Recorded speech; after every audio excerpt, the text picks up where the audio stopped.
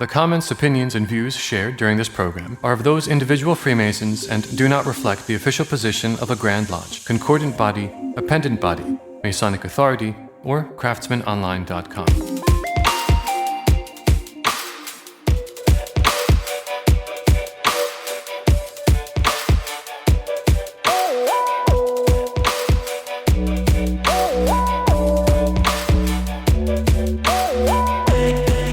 Welcome back to the Craftsman Online Podcast, the only Masonic podcast endorsed by the Grand Lodge of New York. I'm your host, Right Worshipful Brother Michael Arce, and you have strapped in for a good one as I get to welcome in a fellow podcaster and also author. Podcast, book, website, all have the same title. Makes it so easy to find. It's called A Mason's Work. Brother behind it, that would be this man, Brother Brian Mattocks. So, Brian, my first question for you has to be, when did you realize after doing this podcast, after having your email newsletter with so many of these meaningful, thoughtful exercises, when did you realize that you were actually beginning to write A Mason's Work, the book? It clearly didn't turn into a book all at once, right? When I was raised a Mason, I was looking for a scaffolding and it wasn't there. The ritual was good, but what I wanted next was the handholds. I didn't want somebody to lift me up the cliff. But if I was going to climb to this understanding, I needed, marked handholds at least. I would have expected of 250 years of the craft and millions of men having gone through the entire experience to have had some level of like, oh yeah, this is what your struggles look like. Start here. Work with this tool. Or, you've recognized that you're trying to solve this problem in your life. Here's an angle to go at it. Go put on this apron. And when it wasn't there, I went, huh. And I think like every active Mason present, I wanted more of a starting ground. I wanted a place to go to take these things and turn them practical. So when I didn't find it, I just started to start making it. I looked around to the surrounding tribes, as it were. I looked to the other books. I looked to other prominent Masonic authors, and not throwing shade at any of them, but they're all doing something very different than what I needed. Where's my roadmap? You told me these tools were important. You gave me a 24-inch gauge and no guidance on how to use it. So now what? A lot of the notes that I took are built around the quotes that I've lifted from your book, which are, I'm hoping, going to be internalized and then come out of my mouth someday and sound like I'm speaking spitting fire, as the kids say. But in your introduction for the book, you write, "We have lost the operative method of the craftsman. Ritual has become a performance to observe rather than a tool to use." And you just kind of spoke on that we're given these instructions on how to use these powerful things, or we're told, but very little, just use this during your day. Make this happen. You focus a lot around ritual and the understanding of it. And I had a recent discussion with brothers on where should we set the basic plumb line? Like, what should be the expectation of an entered apprentice, a fellow craft, a master mason? I know in each jurisdiction, we have our proficiencies, or we are tested. We have to prove that we know this or that. But realistically speaking, between us guys, what should a Mason know in order to be able to do the work? I want to better understand the question, and I'm not trying to be coy here. I want to answer it well. When you talk about this, you've established the sort of gateway criteria of enter apprentice, fellow craft, master mason, when in fact, while they are delivered in order, they are perspectives you retain for your whole life. So that understanding, I think, has to come first, right? You're never going to not be an entered apprentice. In certain domains of your life, you might be the master mason. In other domains of your life, if you don't recognize that you're the entered apprentice, then you are causing trouble. Dude, I love the way that you describe that, because I think a lot of guys look at masonry and going through the degrees as they would grades in school. And they're like, oh, well, I'm not a freshman anymore. I'm a sophomore. But there's still, in masonry, there's still times when you are a freshman, still learning your way around campus before you can move. Ooh, I really love that point. Yeah. So think about, and this gets a little bit further into the book. We're the only organization, to my knowledge, that the way we operate still uses costume as part of our work. And I say costume, the aprons themselves remain in our tradition, but also in our everyday execution. There's a reason for this. And it's not just because we're dressing up like, the Mummers Parade in Philly every year, right? It's not just like, oh, we're doing this for costume. Those aprons, the entered apprentice, the fellow craft, the master mason, and the way we wear them, as well as the secretary, the treasurer, the deacons, the tiler, the pursuivant, every one of those aprons represents a type of perspective, a knowledge or a truth, and a way of looking at the experience of your everyday life. And if you swap those aprons as needed, if you gain the ability to master those perspectives, you now have effectively in your mental landscape, and if you build it in your lodge, in your actual social landscape, the ability to mentor and work with others by just these slight perspective shifts. How many times have you been, super upset at something that happened between a coworker, a colleague, or a friend, and realized only way, way later that if you had been able to separate fact from fiction or fact from feeling, you would have approached that entire thing differently. Well, whose job is it to separate fact from feeling in the lodge? That's the secretary's job. So you're never going to see in the notes of the lodge, oh yeah, there was a superheated conversation and, Billy stormed out of the room. Like, it's not fit to be recorded. So if you slap on the secretary's apron when you're trying to solve a problem, you immediately have said, I'm going to now separate facts from feelings. Every role in the lodge has that capacity. What does the treasurer do? Well, he's the ROI guy, right? Or what does the senior warden do? He determines whether or not the work is done. Is it done? No, it's not done. Keep going, right? Every job has a function. Same thing with the entered apprentice. Am I in a learning phase right now, or am I in a place where I'm refining? Do I know enough to even answer that question? You wrote this book that even with what I would consider like a basic baseline level of Masonic ritual, which is being able to read in most jurisdictions, whatever your standard work is or your degree work. I'm not kidding. Like some guys, that's the most amount of proficiency they have, which is okay, fine. If you can read this book, you're going to be able to take a lot of it in, right? But to me, to be able to actually use the other lenses that apply to this is something when you talk about a Mason's work, and this is where I'm kind of like building onto this, is that your work doesn't end once you become a master Mason and you're like, oh, don't have to learn anymore. I got all the degrees. I can go get my ring and I'm a master Mason now and I'm good to go. The work is going to always be to improve yourself, but how? And that's what I found interesting was you came into the craft, you were given the same things that we were given as working tools and instruction and told, use this in your life. And you're like, but hey, where's the instruction book? Guys, there's no book of how to use this. Where's the direction? Exactly. It's like getting the Star Wars Millennium Falcon Lego kit, and I've got 10,000 pieces, and how the hell do I put all this together, right? So yeah.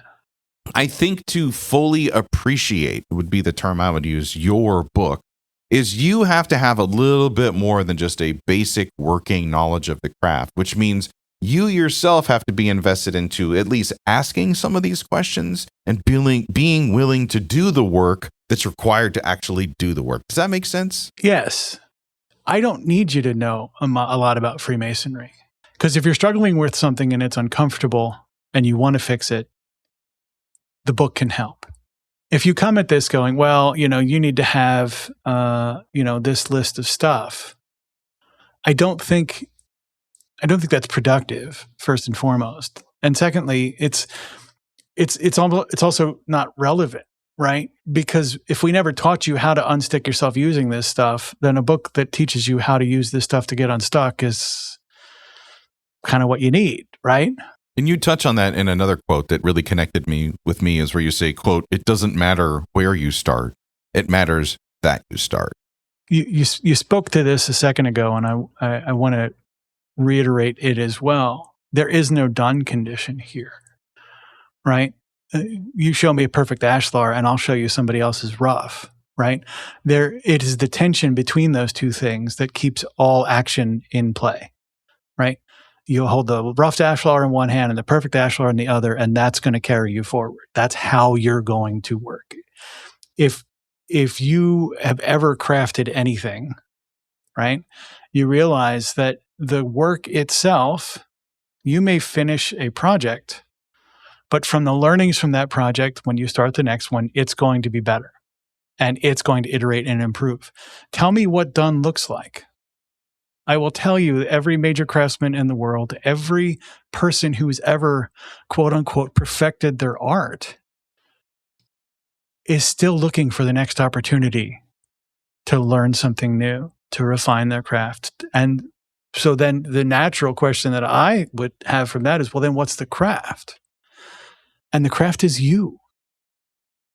You are the work.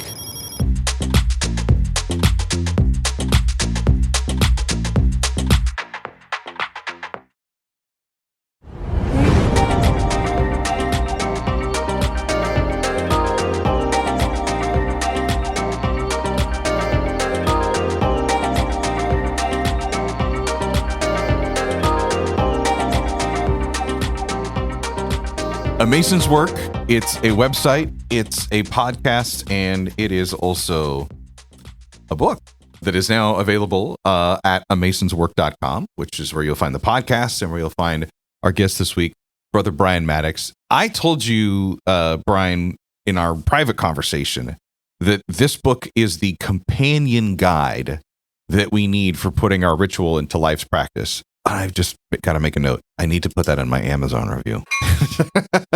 And here's why I say this, because as you said, like, you were given the 24-inch gauge. You were given all of these symbolic working tools through the degree. And you're like, how do I put this to use? Your book helps align that up. And we're going to get into that in a few minutes. But one of the things I really liked about your book was also some new learning for me.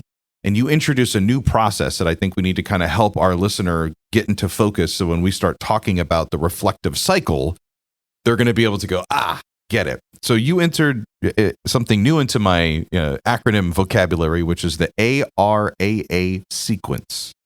Can you give us a little bit of what this is about and how can we apply it in some sort of example if you've got one? More often than not, when you have an experience, the first experience that you're going to have is awareness, right? So that's the first A.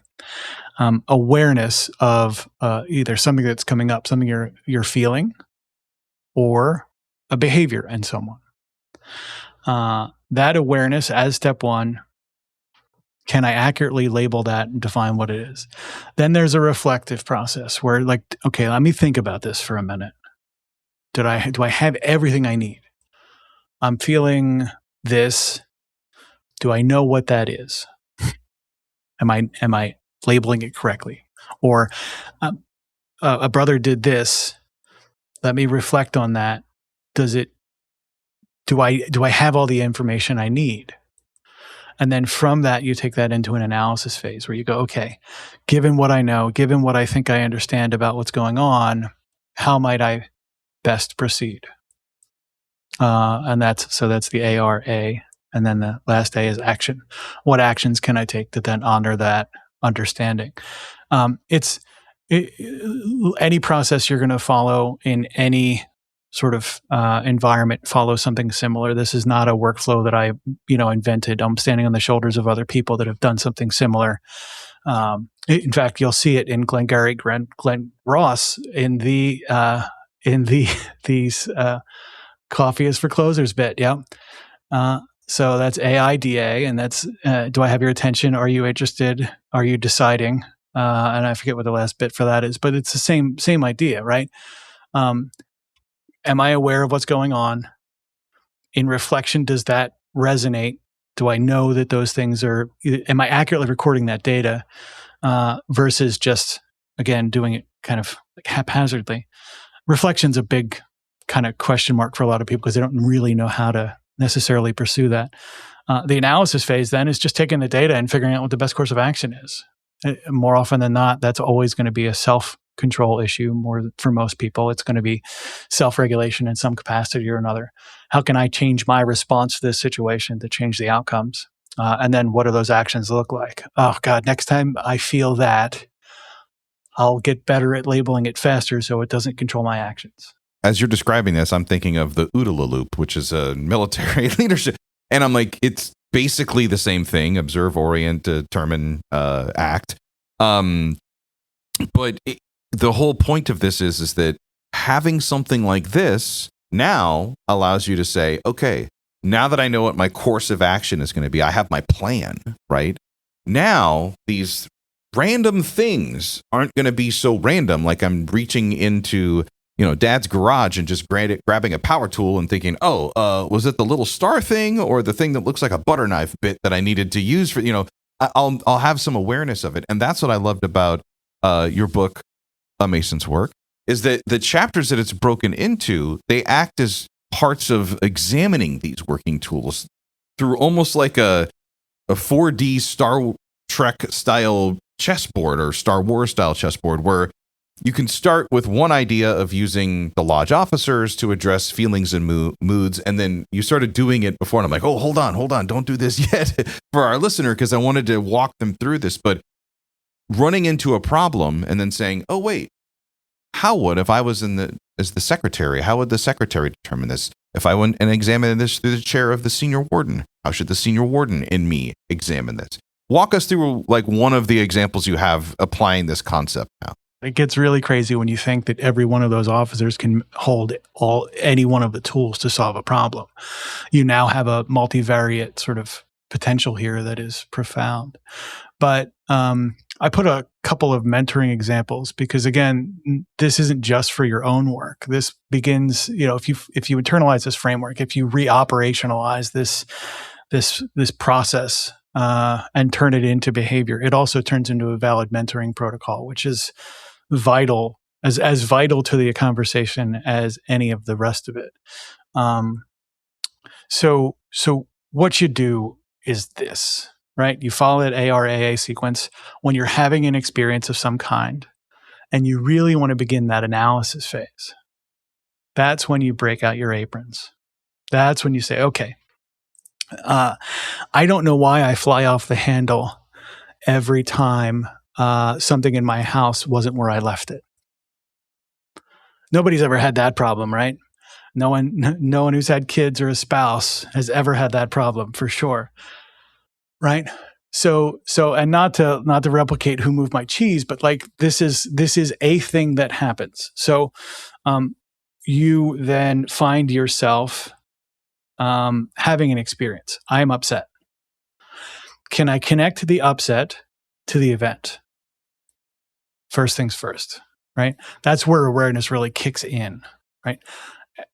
Is what I'm experiencing right now a reaction to a thing? Oh, yeah, every time this happens, I feel this way. Cool. This is great. Could you imagine the insights, right? Like now I can go, well, now every time I have this feeling and I recognize it's caused by a sense of powerlessness or a sense of, discomfort or ambiguity or any other kind of thing, now I can go grab the rest of the tools at my disposal as a Freemason. So I know that's not a cohesive example, but let's carry it through a little bit. So I've got I left my my drill in the place it always is. Somebody else has moved my drill, and now I am really frustrated. And so I have a series of options here. The only behavior I can control is my own. And I don't want to create scorched earth amongst the people around me. I could fly off the handle and get what I wanted, which is my drill back where it belongs, but that's going to potentially have long-term negative consequence. I'm going to damage relationships that are really important to me. This is, again, where you're going to go through that process. So what do you do? Okay, let me go grab the apron. Let's start with the secretaries. I'm upset. Why am I upset? Am I upset because the thing isn't where it's supposed to be?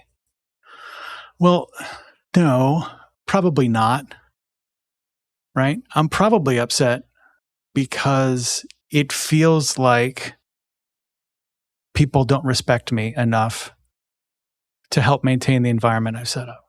Or that may not be your jam. You might be upset. Again, the Secretary Zabin is going to help with this. Why am I really upset? Like, maybe I'm upset because I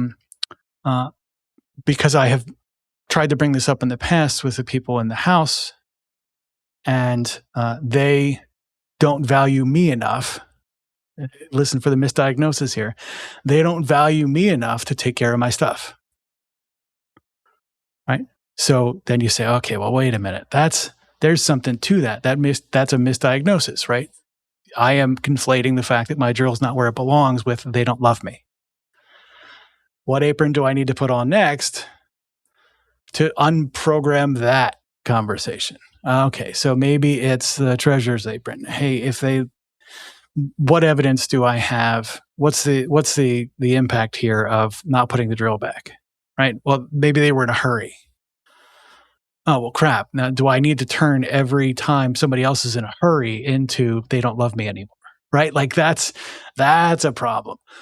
Again, the examples fall apart fairly quickly because they get super specific to whatever your own rough ashlar is, right? And that's part of the challenge with this and probably one of the reasons why there hasn't been a ton of scaffolding cooked. We've done a lot of science as a culture, as a society over the past 250 years on human behavior. We know a lot more. So the stuff that was intuitive in Freemasonry a long time ago, because that's all they really could do was intuit, we now can connect directly back to processes that work, treatments and therapies that make sense. So this is that. It's like, hey, now I've given you tools and the context for their use in situations that matter. Now what are you going to do with it? Again, without trying to like over create or over engineer a specific example, you kind of have a sense for how they might be used in your own space. And the more you use it, the more obvious their use becomes.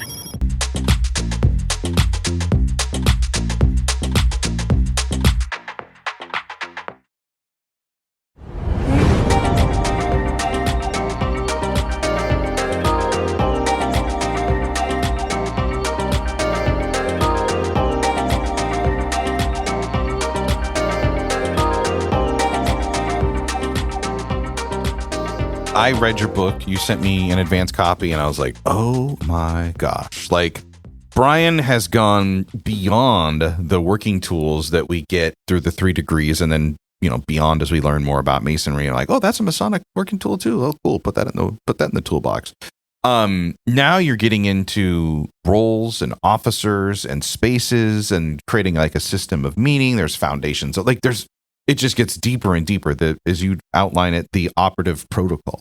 One of the parts of our ritual that I find so beautiful and it just sticks out, and I'm going to paraphrase it the best that I can, was like, let the world see how Masons act and work and truly love one another, right? Something to that effect. Those of you that have heard it before know where I'm going with this. And this book is the example of doing that. Yeah, we can wear Masonic rings to work. We could wear a Masonic tie. We could wear the suit that we're going to wear to lodge that night. And people are like, oh, are you going to a funeral or something? No, I have a lodge. You can tell people that you're Masons. But the biggest impact that you're going to have is by showing them that you're a Mason. And the way that you act and the way that you carry yourself, like books like this are much needed, I think, by many men in our modern times right now. It's a great guidebook. And I appreciate that. Thank you for the compliment. I wrote it for me when I was younger. Like I wrote it for the me that became a Mason, years ago. I wrote it for the guy and you'll notice there's a whole section on there, and I do my best to reduce some of the identity characteristics. But basically, you don't even have to be a Mason, right? The protocol is amazing in that it works regardless of where you are in your journey. If you've been a Mason for 20 years and you forgot all this stuff, it doesn't matter. If you've been a Mason for 2 weeks and you're on the threshold and you're considering becoming a Mason, this stuff all works the same, right? The ritual experience will make it stronger. Having a group, having a lodge that you actively participate in will make it stronger and make it more valuable for sure, particularly if you create a community of practice. yes, by all means do that.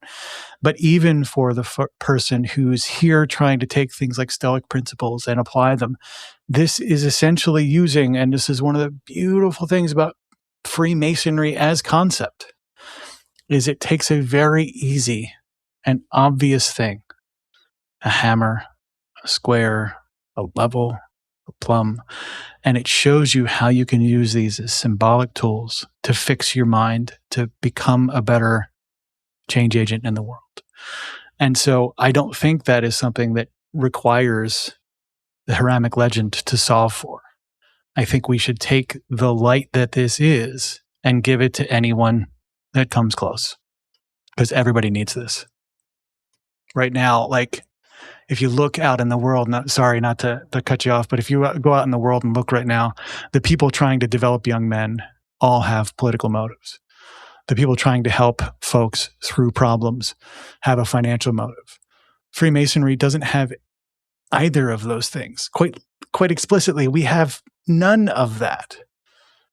We are uniquely poised as an organization to support the growth of young people all over the world with this simple and, I would say, somewhat obvious toolkit. The book is A Mason's Work. You can find it at amasonswork.com. That's also, you can connect with Brother Brian for his podcast, email newsletter that he puts out, and he's got a Masonic store with all kind of goodies in there. We didn't get a chance to really get into that. I did want to close out with this last question on a theme that you presented from the book, because this has been a guiding question in every parking lot conversation or text message or, hey, brother, do you have time for a quick phone call? I want to pick your brain on this. And I simply ask, are we venting or are we approaching this problem Masonically? Because that is one of the great lines from your book where I'm like, dude, I want that on a t-shirt. Can you give us, like, where did the gist of this come from? The difference between venting and approaching our problems Masonically? Look, how many times have you been in a conversation with somebody you're trying to help and the solution is as obvious as the, nose on their face, but you can't tell it to them and you certainly can't give it to them. What they really need from you is presence, not solutions, right? So as men, we have a tendency particularly to want to solve the problems. And sometimes that's not what it means to be in communion with somebody or in a community with somebody. Sometimes it means, look, you meet somebody who's got, a disease of some sort. Let's say you have a friend who's got cancer, right? As is happening with a brother from my lodge. There's nothing I can do but be present with him. Let him not be alone, right? And in those cases, we're not looking to solve a problem. We're looking to relate to each other, right? And I recognize that's like a deep and serious turn here.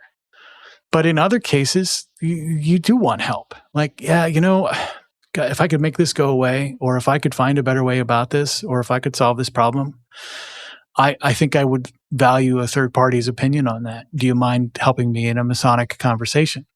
And that's where mentoring really starts. It's not about ritual work. It's not about memorization. It's not about that stuff. It's about, hey, you're somebody in the lodge who can act as a second or third or fourth pair of eyes or ears on this.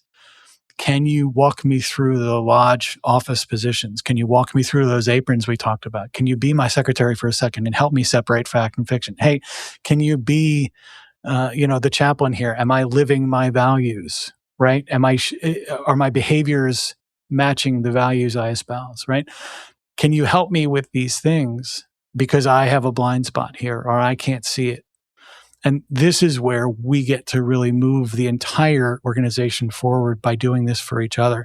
Do it for yourself first, and if you can't, get help there too, but then be that for somebody else. I think that's where this really has a force multiplying effect. And it's just such a great way, as you said, it's like to level set for a conversation. It's one of the issues that I have just found that I just don't have oxygen anymore for this. Like, I get tired of the complaining and the griping about issues. And I know that, as brothers, we're supposed to be working in harmony. And the only thing where we see disagreement is who can agree and best work together. We're told these things in our ritual. And then, unfortunately, you get a group of men around each other and, we can get a little catty sometimes. And there's can be personality conflicts. And But it's gotten to the point where I'm like, bro, I am tired of talking about stuff that happened 5 years ago every single time we bump into each other. Are you venting, or are we going to approach this and try to solve this problem masonically? Like, man, talk about laying it. When I dropped that on somebody, they literally took a step back and they're like, what do you mean? Like, let me tell you what I mean. Are we going to try to solve this and for once put it behind us and move forward? Or do you just need someone to complain to? Because I've already heard the complaints once before. I'm good, So sometimes that's true. A lot of times what I find in those situations specifically before you even get to that or right after is, can we take a minute and define the problem here? Like, that's really powerful. You have somebody who's complaining about a situation that happened in their personal Masonic past or at their home life. What is the problem we're trying to solve here? Is often just as productive because it forces them to then say, I just feel like awful. Cool. How can we make you feel better? Like, that's the other thing too. I think that's really key about this is that I've had a lot of conversations with brothers about, being modern men and living in this time with AI, which just agrees with everything that you tell it to do, because that's what we're teaching our robots until we become their human slaves.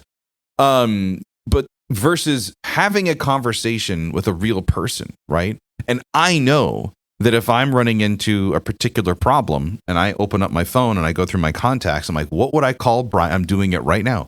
What would I call Brian about? Because Brian is going to analyze it this way. And I'm reaching out to him because I can't solve or work through this problem myself. And I'm taking, I refer to it as my golf clubs. I'm taking this club out of the bag for this shot because this is where I think the problem is.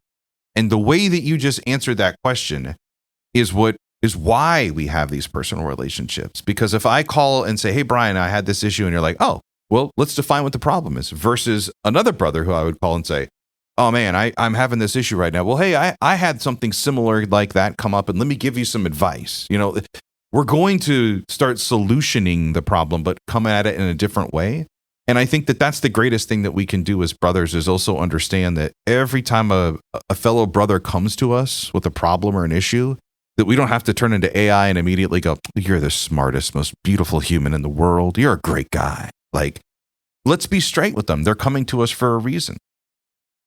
Yeah. And when you're mentoring, this gets really tough too, because if you don't have the wherewithal to understand that somebody who's upset is allowed to be upset, and you don't have to make them fit what you think they should be like. Barry comes to you and he's upset and he's having a bad day, but Barry's usually a joker. Well, now I'm trying to push being a joker back on him when he's going through a hard time. Is that for me or for him? Right? Like, why am I doing these things? So we get into a lot of this kind of stuff when you mentor or when you're figuring out your own stuff, right? Is a lot of times we expect people to be a certain way. And when they need help, they're not acting in a way we expect them to be. Right? Because they don't normally need your help. So here we are. And so you get to start to really meaningfully be able to approach these things when you gain this clarity of your own, right? And it takes time to get to wherever this is. I can't even tell you this is what this perspective is or what this capacity is. But when you do get there, you run the risk then of, literally making people try and fit whatever your idea of what they should be. And that's where this starts to go sideways if you're not careful. And so once we have a healthy sort of library of practitioners and folks that really want to mentor each other in this kind of capacity or in this way, there's a skill there that develops over time, and it has to develop beyond the ego of the person who's, offering that skill. And so all of that is, a Mason's Work 2.0 later on or whatever. amasonswork.com. It's the website. It's the newsletter. It's the podcast. It's the book. They are a very proud member of the Craftsman Online family, and I am proud to call him my friend. Brother Brian Mattocks, thank you so much for your time on this episode. Thank you for having me on. Got some great news. Brother Brian Mattocks is going to be our guest this Thursday with our subscriber extra episode. Yeah, some bonus time with Brian to talk about the books and how to take our Masonic values and incorporate them into your everyday life. If you're not a subscriber on Patreon yet, you can get your free 7-day trial by opening up the notes for this episode right there in the show description. Bang! There's a link to try us out for free on Patreon. I'm Right Worshipful Brother Michael Arce. This coming Monday, we travel out to California. That's where we catch up with Worshipful Brother Cesar Rubio from the Masonic Muscle podcast to find out why the Origin Wars is here. That's coming on Monday. Until then, let peace and harmony prevail.